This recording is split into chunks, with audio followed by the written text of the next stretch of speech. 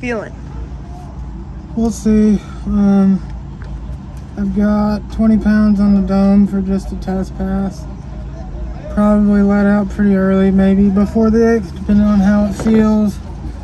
It's 4,200 RPM launch, which is a little bit higher than I normally run, so I'm thinking it may end up just spinning the tires, but I want to see how it gets up on the brake and everything too, so to get the first one out of the way.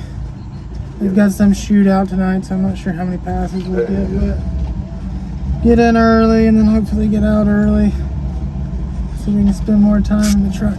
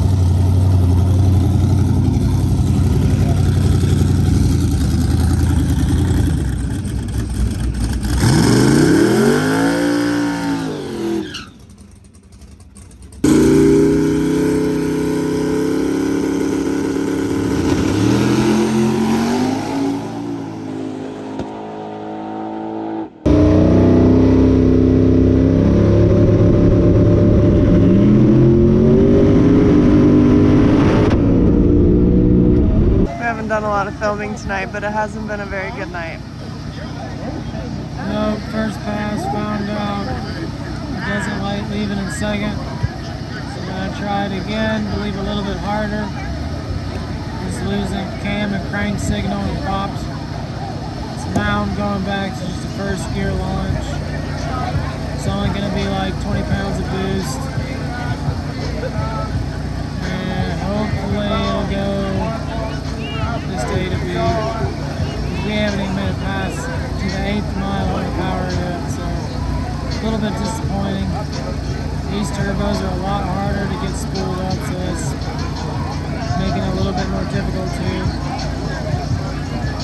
Not a whole lot of time to figure it out either. It's gotta be a hell of a ride. So we'll see.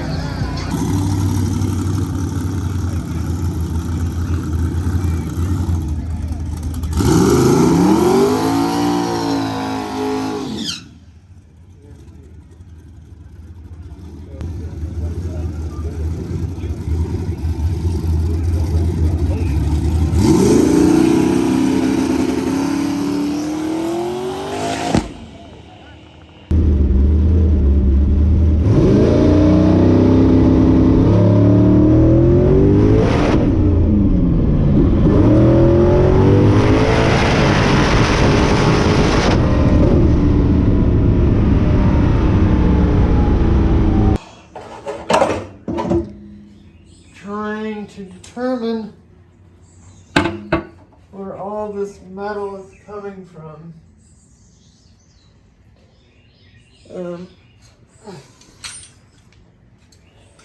Did one oil change.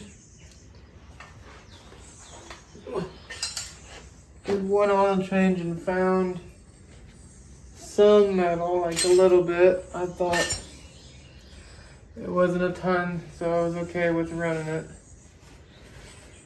Changed the oil, did a couple spool ups, trying to get the two-step right, and then we made 3 passes up the drag strip, and I'll show you.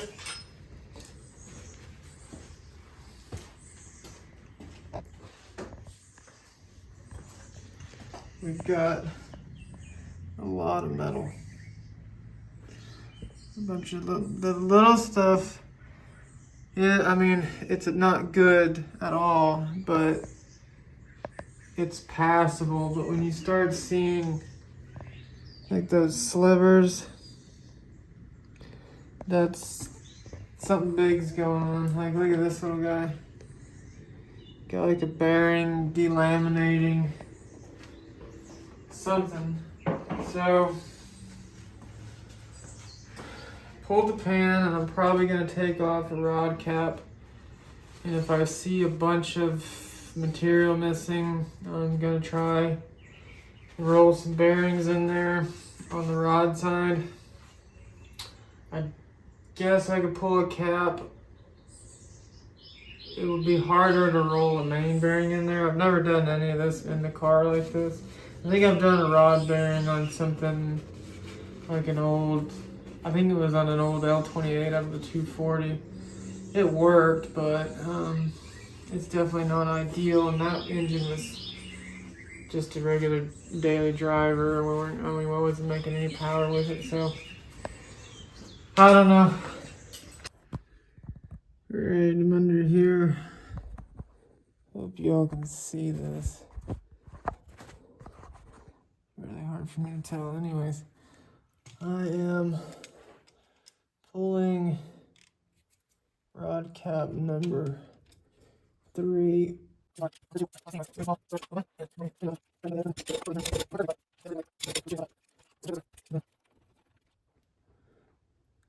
That one's absolutely perfect. I don't know if you can see that. That one's perfect. So that's going right back in.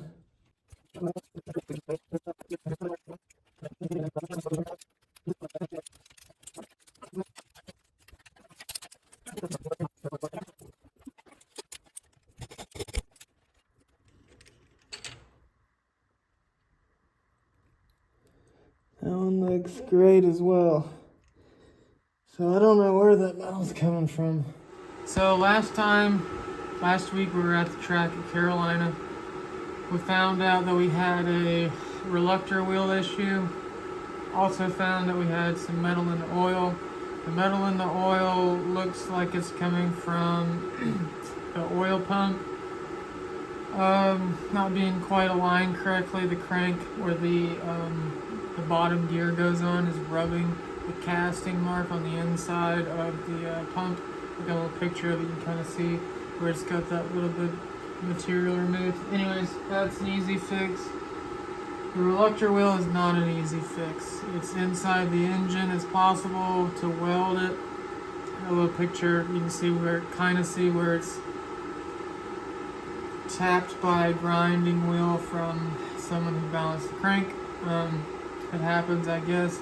I really didn't know. I mean, I saw that it had been ground down. That's whatever. But I didn't think, hey, look at the reluctor wheel. There's a tiny little spot where you can see 3 little spots on there where the grinding wheel hit. Apparently that is enough to throw off the sync at high RPM, high load. It doesn't do it on the street. It doesn't do it even in the burnout at like 7,000 RPM, but it does it in the load. So the fix for that, hoping, is this MSD trigger wheel we got right here with the 12-1. The only thing that I might have to do a little bit fancy finagling with is under there, over on the timing cover where this thing is supposed to have this little mount. There's my turbo drain right there, so I might have to fandangle with that a little bit to get it to kind of fit. From my researching, the pickup can go anywhere. You just have a 60-degree reference angle that you have to match. So set up top dead center, and then your pointer or your pickup is going to be 60 degrees off of that, wherever it sits. It doesn't matter. Anyway, so got all the room in here to mess with this. If you guys want to see how much room we have in there, I literally have to snake this wheel under here, over this, down there, to get it even to fit where it's supposed to be. So this is going to be a challenge to get everything set up, I'm thinking. But I've done this before on a regular MSD flying magnet. The only part I think may be an issue, and I'm not sure yet, is the cam sync. I'm going to try and use the factory 24X, Gen 3, which would be a single pickup cam sync And from what I've researched, you can use it. You just have to change the firing order. You have to shift the firing order down 2 cylinders. I guess that'll work. I don't know. We'll find out. Okay, so looks like hopefully the only modification I have to make is the little stanchion to clear. My turbo drain goes like right here. So this still fits in there all nice. So hopefully that's the only like real modification I have to make. Alright, so I got the trigger wheel set up. Everything's good. The harness actually does reach, so I didn't actually have to redo any of that. I might try to strain relieve it just a little bit because it's a tiny bit. It's not tight, but it's not loose as I want it to be, but it'll be alright for now. So I had a little bit of issue getting the stock LS1 cam sync to work, but all I had to do was change the firing order. So pretty much all I had to do to get it to work. So that's a 12-1 with a LS1 rear, Gen 3 LM7 rear crank trigger. So I hooked it up, put the, top dead center with, I had this set up top dead center with the number 2 magnet pickup on the following edge. Set it up like that. So what ended up happening was whenever I tried to hook up the regular cam sync or cam sensor on this thing, it was firing at like 200 and something degrees, but it would run fine in bank to bank. So pretty much all I had to do was look up on the internet and, whoops, what am I doing? Look up on the internet and just change the firing order. So instead of a standard LS firing order, you pretty much change it to where the other bank is firing, because it was like 200 and whatever degrees out, so essentially it was firing on the wrong bank, I believe. But anyways, so ended up setting up like this, single pulse cam on the falling, same thing on the Hall effect sensor on the falling, and had to offset it 8 degrees. Timing, static timing check at 20, which I still gotta check the what do they call that? Inductive delay. I gotta make sure that it's not, the timing isn't changing whenever it revs up. So what'll happen is you'll rev the engine up and then the ignition timer will start creeping up a little bit, so I gotta lock it out at 20 and make sure that all that stays on there. Anyways, kind of a little bit of a cluster. I had to change this drain. Well, it's the radiator overflow. It used to be like right here. I had to move it to an angle so I can move back my secondary radiator enough so I could put this trigger wheel on there. So all that worked. Everything seems to be operating correctly. Like I said, all I've got to do is check and make sure that the timing isn't increasing as the RPM increases, because that would be a very bad thing, especially with turbos. But that's on there. I'm just gonna loosen some bolts, put some Loctite on it, cinch it down, and then should be good to test this weekend.